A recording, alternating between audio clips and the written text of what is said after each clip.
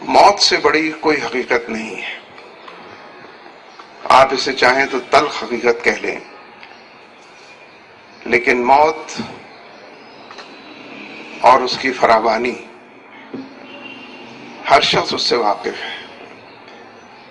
بربنائے علم نہیں، بربنائے تجربہ، بربنائے مشاہدہ. ہمارے ارد گرد سے لوگ اٹھتے چلے جاتے ہیں، جسے نیئر اور ڈیئر کہتے ہیں، ہمارے قریب کے لوگ، دائیں بائیں بسنے والے لوگ، ہمارے دل کی دنیا کو بسانے والے لوگ ہم سے جدا ہو جاتے ہیں، رخصت ہو جاتے ہیں. اس لیے جو موت ہے یہ تو چاروں طرف منڈلا رہی ہوتی ہے، اپنے وجود کو منواتی ہے، ثابت کرتی ہے، دلوں کو غمگین کرتی ہے، اداس کرتی ہے، اور بہت سارے لوگوں کو بظاہر اکیلا اور تنہا چھوڑ جاتی ہے. ہم میں سے کتنے لوگ ہیں یا کوئی ہے ایسا کہ جو گن کر یہ بتا سکے کہ اس نے کتنے لوگوں کو ان کاندھوں پر اٹھا کر قبرستان تک پہنچایا ہے؟ کوئی نہیں بتا سکتا. ہم سب کو اس منظر سے دوچار ہونا پڑا ہے. بار بار یہ منظر ہماری نگاہوں کے سامنے آتا ہے کہ قبر کے گڑھے کے کنارے ہم سب کھڑے ہوتے ہیں اور کہہ رہے ہوتے ہیں ذرا اور گہرا کھودو. 5 فٹ کافی نہیں ہے اس کے لیے، ہم اس کو 5.5 فٹ نیچے اتاریں گے. پھر اپنے ہی ہاتھوں ہم اس کو 5.5 فٹ نیچے گہرے گڑھے کے اندر اتار دیتے ہیں، اس پر پتھر کی سلیاں رکھ دیتے ہیں، اور پھر ایک دوسرے سے کہتے ہیں کہ آؤ مٹی ڈالو. پھر سب آگے بڑھ بڑھ کر ایک دوسرے سے فوقیت لے جاتے ہوئے 3 مرتبہ مٹی ڈالتے ہیں کہ منہا خلقناکم وفیہا نعیدکم ومنہا نخرجکم تارۃ اخری. اسی مٹی سے تم اٹھائے گئے، اسی میں تم لوٹائے گئے، اسی سے پھر تمہیں اٹھایا جانا. اگر کوئی غیر اس منظر کو دیکھ لے، جو اس کلچر سے واقف نہ ہو، تو سمجھے گا کہ دشمن جمع ہو گئے ہیں، چن چن کر انتقام لے رہے ہیں.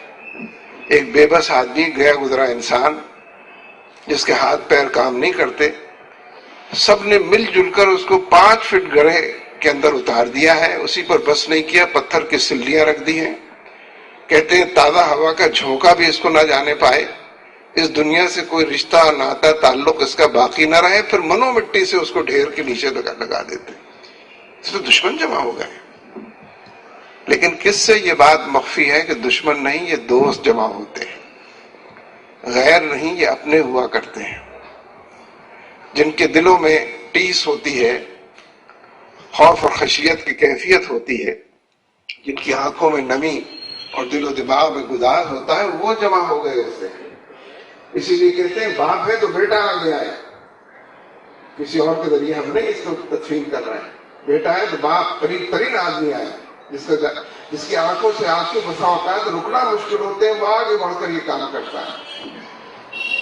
لیکن عجیب بات ہے، نہ معلوم کتنے لوگوں کو ہم نے اٹھایا، نہ معلوم کتنے لوگوں کو اتارا، نہ معلوم کتنے لوگوں کو مٹی کے اندر دفن کیا، لیکن ہمارا خیال یہ ہے کہ اوروں کو تو مرنا ہے لیکن مجھے زندہ رہنا ہے.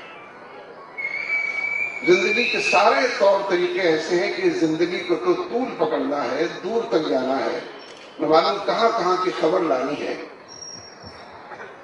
اس منظر سے گزرنے کے باوجود اس موت کو اپنے حوالے سے جان پہچان، شناخت، اس کو آئیڈینٹیفائی کرنے کے لیے ہم کم تیار ہوتے ہیں. یعنی اللہ تبارک و تعالیٰ نے جہاں یہ اہتمام کیا کہ قرآن اور سنت کے ذریعے، بلکہ اپنی کتابوں کے ذریعے، اپنے انبیاء کے ذریعے لوگوں کو رہنمائی دی اور انہیں سچ اور حق بتایا اور دنیا اور آخرت کی کیفیات سے آشنا اور آراستہ پیراستہ کیا، صرف اسی پر اکتفا نہ کیا بلکہ یہ موت بھی پیدا کر دی اس جو چاروں طرف نظر آتی ہے، دائیں بائیں دکھائی دیتی ہے، ٹیلی فون کی گھنٹی کھڑکتی ہے.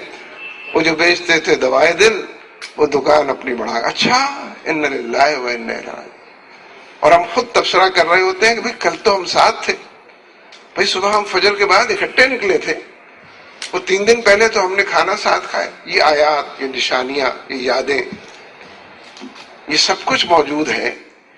لیکن کب کب اور کتنا کتنا یہ خیال مجھے اور آپ کو آتا ہے کہ اس موت کا ادھر سے بھی گزر ہونا ہے، اور پھر جو پوری رہنمائی انبیاء کی طرف سے موجود ہے کہ اپنا احتساب کر لو قبل اس کے کہ احتساب کیا جائے، یہ نماز پڑھ لو قبل اس کے کہ تمہاری نماز پڑھی جائے۔ ڈاکٹر اسرار صاحب اس دنیا میں جو کچھ